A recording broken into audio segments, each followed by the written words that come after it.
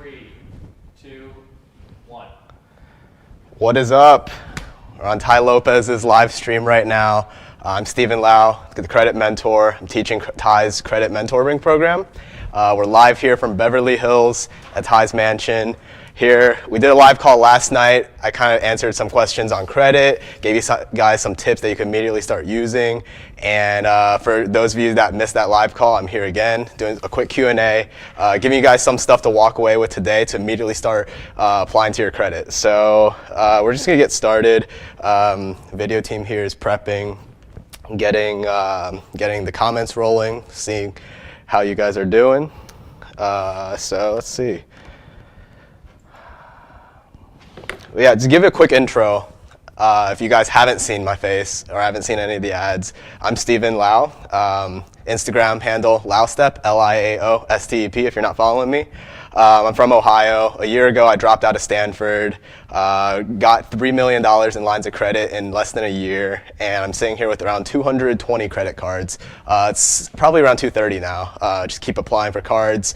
And I'm going to teach you all the secrets that I used in this mentoring program that we're putting together, where all the strategies I used, how to call, how to speak to underwriting teams, how to use credit cards to get reward points, and how to travel the world for free, how to get cash back, how to maximize your credit line, teach you the secrets how I got to 3 million in less than a year. And it starts from, you start with less than like average credit score, all the way to if you already have 800 credit score. Any of these things can apply to you because we not only teach personal, we also teach business credit. So if you know what like a FICO score, a Vantage score is, that's great. But there's also stuff that we talk about how to grow your Paydex score for your business accounts.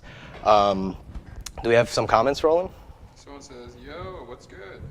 What's his name? I'll shout him out. Jamani Buckner. Jamani. Cool.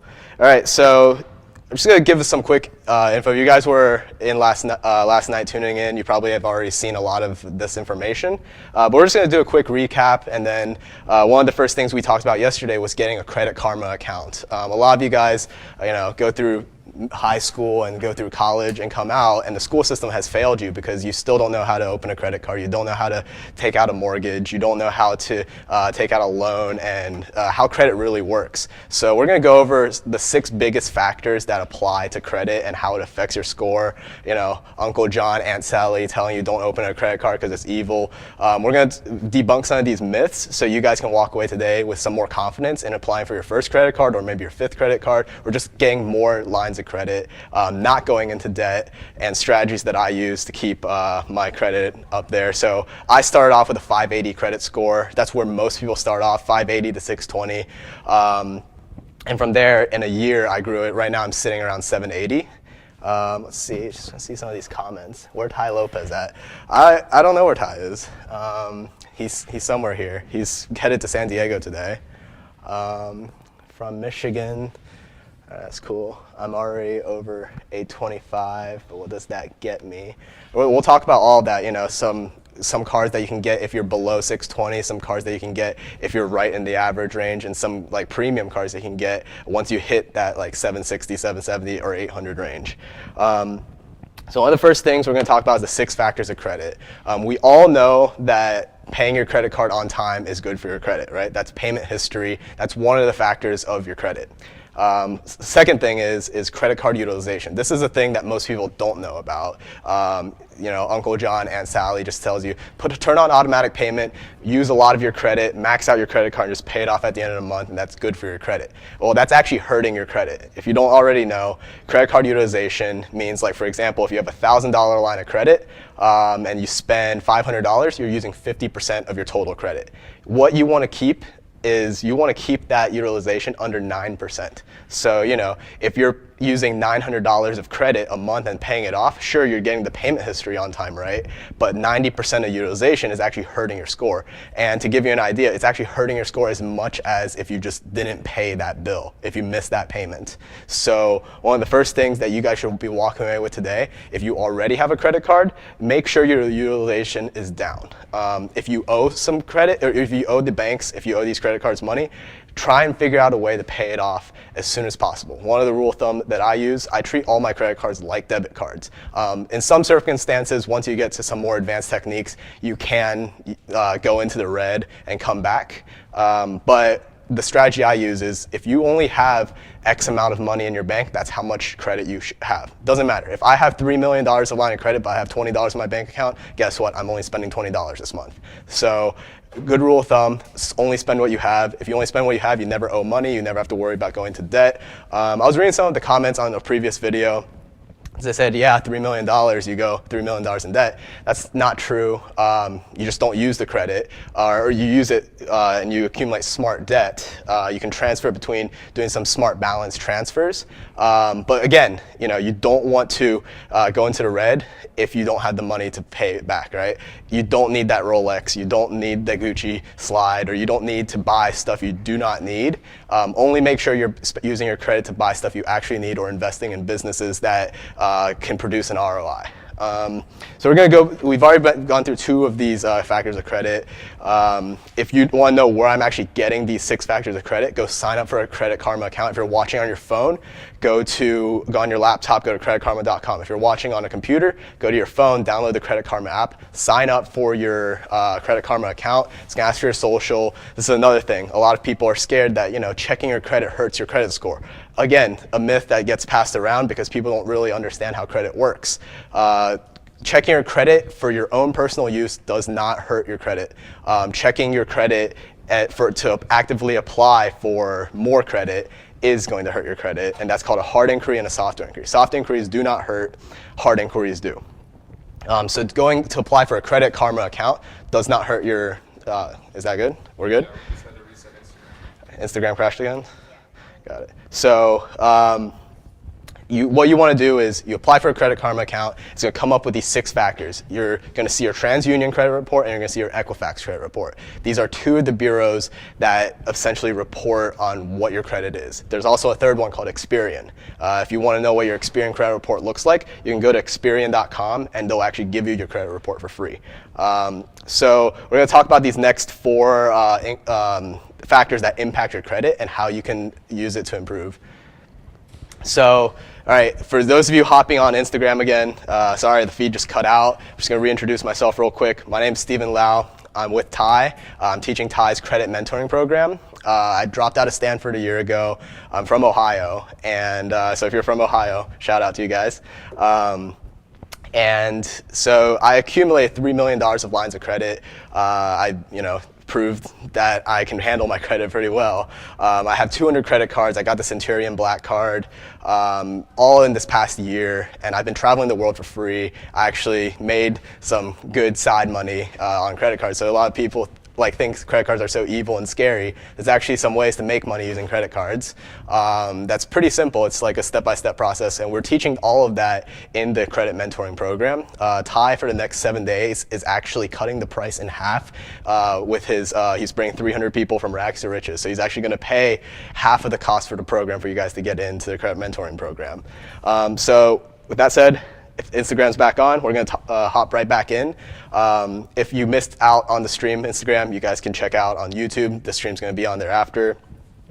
So some of the other things, so we have credit card utilization. That's how much percentage of your credit you're using. You want to keep that under 9%.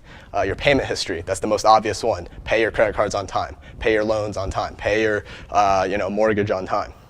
The third one is derogatory marks. So this kind of goes hand in hand with payment history, but it's not just missing a payment. It's when you continuously miss a payment and your credit card bill gets sent to collections, and that becomes a derogatory mark. And those are not good.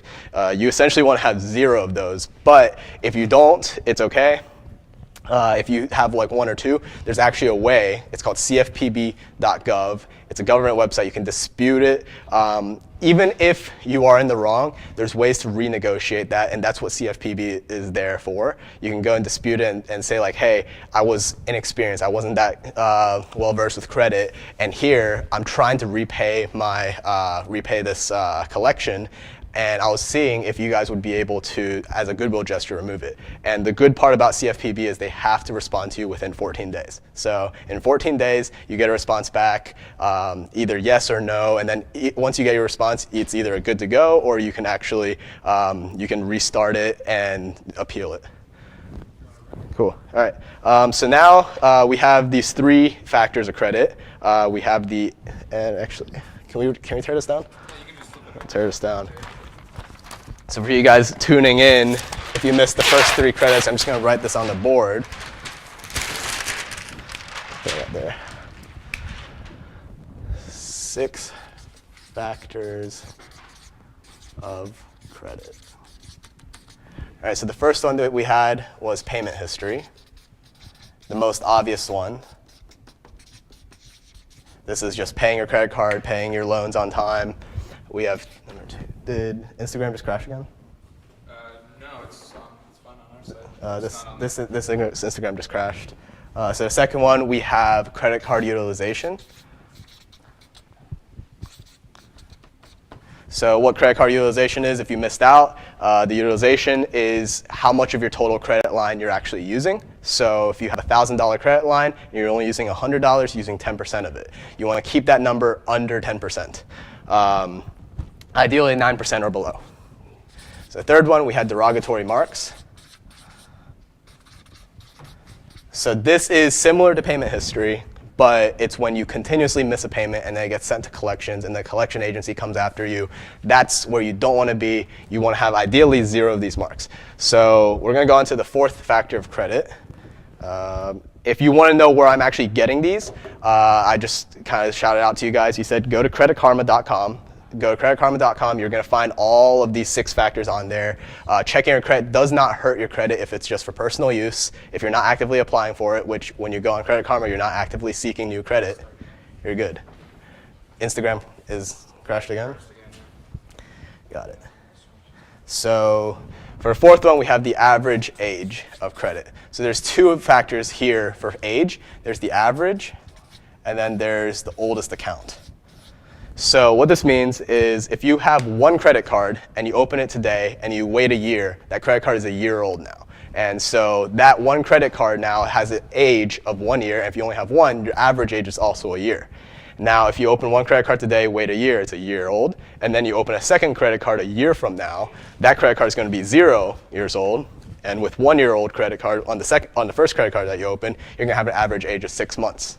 So what that means is you essentially want to have a high average age and then also the oldest account. And the magic number for the people trying to get an 850 perfect credit score, which I do not have because I've only had credit for about a year and a half, is to have over 9 years of credit. So credit is not something that you just start out with, for this month or the next 6 months and then you just forget about it. It's something that you're going to continuously use throughout your life, all the way till you die. So this is something that you want to be able to understand, the average age.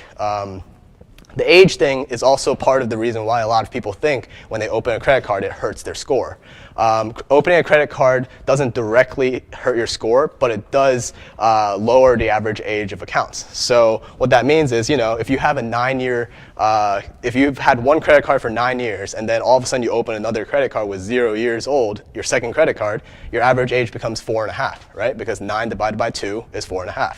So now you have a 4.5-year-old credit for average age, and that's going to significantly drop your score. So the other thing is we're going to talk on the 5th factor is number of accounts. The number of accounts you want to have 21 lines of credit reporting. So not just lines of credit, but just credit accounts. So this could be a loan, this could be a mortgage, this could be, a car payment, this could be credit cards. These are all things that you want, and you want to have more than 21 of them to have an 850 credit score or more. Again, where did I get that number? If you go to creditkarma.com, you'll actually see it there. If you're just tuning in now, what we're talking about here, we're talking about credit. We're talking about the credit mentoring program on how you can take some tips away from here and also follow my steps on how I got to $3 million lines of credit, how I got 220 credit cards. So I'm going to share some of the secrets I use to get there in this credit mentoring program. Do we actually have the link for that? The link is in the description, right? To the The course. So if you're watching from the platforms, the link's in the description, or if it's in this title, it's somewhere. Look for it. Ty's actually cutting the price in half. He's paying half of the cost as part of his paying it forward. He's going to bring 300 people from rags to riches. So make sure you get into that course. It's only available for the next 7 days if you get in. So jumping right back in here, okay, we have it right here. So if you're on Facebook Live, the link is tailopez.com/credit secrets. If you're on Instagram, it's tailopez.com/credit line. If you're on Twitter, it's tailopez.com/build credit. If you're on YouTube Live, tailopez.com/credit hacks. So we're going to hop back in here, talk about the 6 factors of credit. So we talked about the age, the average age, and then the number of accounts. So why is this important, right? Say you have one credit card that you just kept open, and you kept it open for 10 years, and then you realize that you're never going to be able to achieve an 850 credit score because you only have one credit card, and you need 21 or more accounts, right? So this is where the number of accounts comes in to be very important. The best time to plant a tree is 20 years ago. The next best time is now. So what that means is if you open a card today, it's going to be 0 years old. But then in 9 years, it's going to be 9 years old. So what you want to do is you want to get to 21 accounts as quick as possible before you get a mortgage. If you plan on taking out a mortgage, I don't recommend getting credit cards in rapid succession. But if you're not actively, or if you don't have any plans to get a mortgage, if you don't have any plans to take out a big loan, this is where you want to start building up the number of accounts you have. All of your accounts are going to be 0 years old, and they're going to be pretty new, but in 9 years, the age is going to come in, and it's going to help really support and stabilize your credit because you're going to end up having 21 accounts, all of them being 9 years or more. So these two right here will very, very, very highly impact your score when they're combined together here. And then we have the last one. This is hard inquiries. We're going to quickly answer some questions on hard inquiries. So checking your score on Credit Karma does not hurt your score because that's a soft inquiry. Soft inquiries are when you're checking it for your own personal use, and hard inquiries are when you're actively seeking credit. So the difference between the hard inquiries, is just you trying to get credit. The thing is about hard inquiries, a lot of people put a lot of emphasis on it because they think that hard inquiries hurt your credit score the most because when you open a new credit card, they'll say, oh my God, I dropped 30 points or 40 points. In actuality, hard inquiries are only supposed to drop your points 5 to 6 points per inquiry you do. The thing is that correlation doesn't imply causation. So when you open a new credit card, it's also lowering the average age, which is here, and then it's also, you're increasing the number of accounts, but you're lowering the average age, and this factor number 4 is actually why your score is dropping. However, if you had, say 100 credit cards and they're all, 5 years old, opening one new credit card is not going to impact your score as much because one credit card with a 0 age averaged into, 50 or 100 credit cards or accounts that you have, it's not going to lower that as much. Versus if you only have one credit card that's, a year old and you open a new credit card, it just divided that by 2. So I'm going to take some quick questions here. I'm going to hop around Instagram. I'm going to start on Instagram right here. Do you guys have any questions on the 6 factors of credit? If you do, go ahead, shoot it into the comments below. I'm going to try and answer some of this. Let's see. Someone asked on YouTube, how long after getting your first card do you apply for your second card? So how long after your first card do you apply for your second card?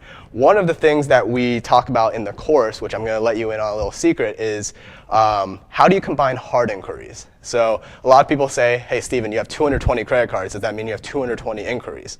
What I actually do is you combine hard inquiries. If you apply for multiple credit cards from the same bank in one day, you can actually get all of that combined under one hard inquiry. So I could apply for 10 credit cards from one bank and only get hit with one hard inquiry and have the potential to get 10 credit cards. Is it likely that I'm going to get approved for all 10? Probably not, but I could at least get approved for 1 or 2. So the time before you applying for your first credit card and your second, I would suggest just applying for 2 or 3 from the same bank, and maybe you get approved for 1 and then you get denied for the other 2.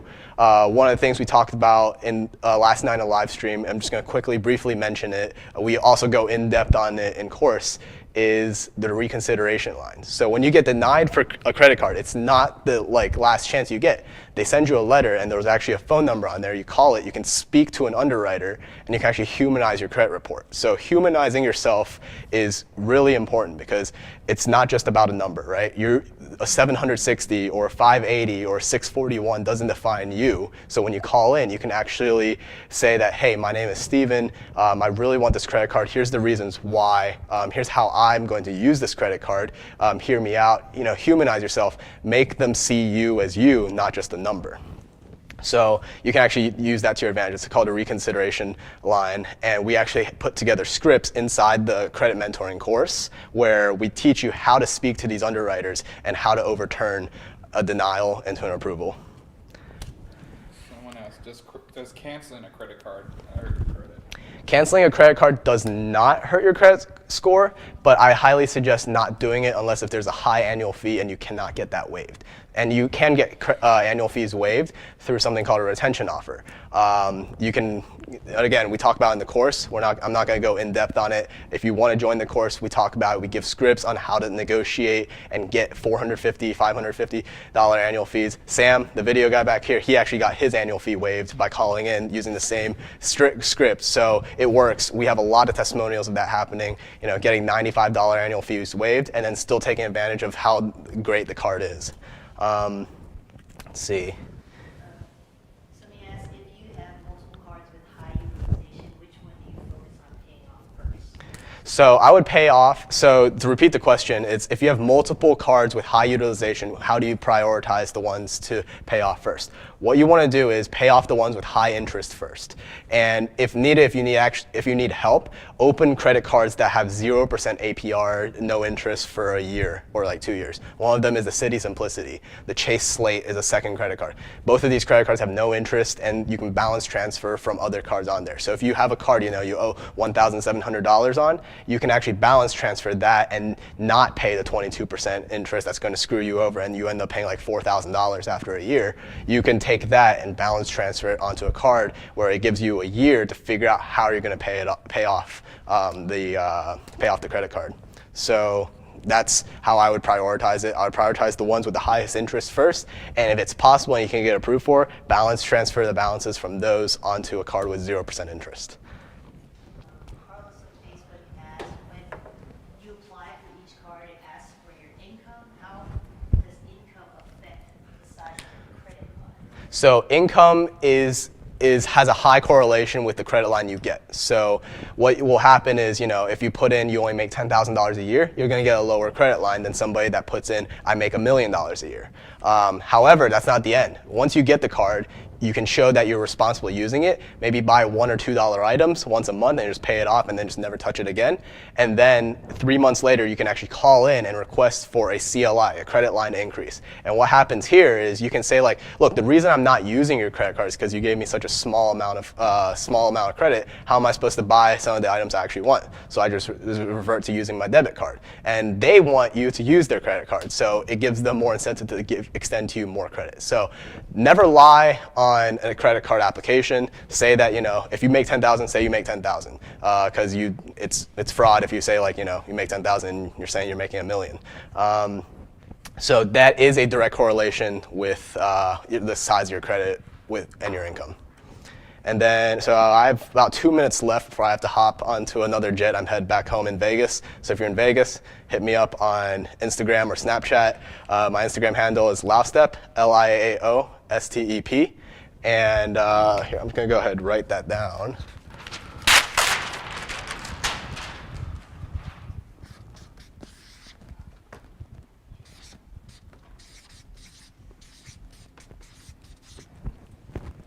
And my Snap is just my name. So I travel a lot. If you guys want to see this in action, me going through with all the credit cards and all my credit card reward points, staying at Ritz-Carltons, flying on private jets. Again, a year ago I had nothing. This was all very new to me a year ago, and I made this all happen. So, if you're on IG, follow me, hit me up in the DMs. If you see me in a city you're in, maybe we can meet up. if you see me on Snap, that's where I'm more active and more intimate. Hit me up on Snap. Let me know what city that you see me in, and maybe we can grab some lunch. So I have about 1 minute left. I want to take a couple more questions. There's a lot on YouTube asking how to get rid of hard inquiries. Got it. So yeah, a couple people are asking how to get rid of hard inquiries. There's really not a direct way. However, CFPB is one of those. So if you don't recognize a hard inquiry, you can go to cfpb.gov, dispute a hard inquiry, and 9 times out of 10, they usually don't investigate too much into it and will just give you a pass and give you the benefit of the doubt that that hard inquiry actually didn't happen. So I actually did get a couple of my hard inquiries off. I think it was a Victoria's Secret credit card. I don't know, I was running out of credit cards to apply for, and I had a hard inquiry from Victoria's Secret. It was from Community Bank, and I got it waived. So it does work. Hit up cfpb.gov, and that's one other thing. Let's see. Do we have one more question? One last question I'll answer before I have to hop on. Does applying for okay, so this is coming in from Facebook. Does applying for a higher credit line cause a hard inquiry? Applying for a higher credit line for certain banks do cause hard inquiries. So they usually will read a statement to you and a disclosure saying that if you continue, we will pull another credit report.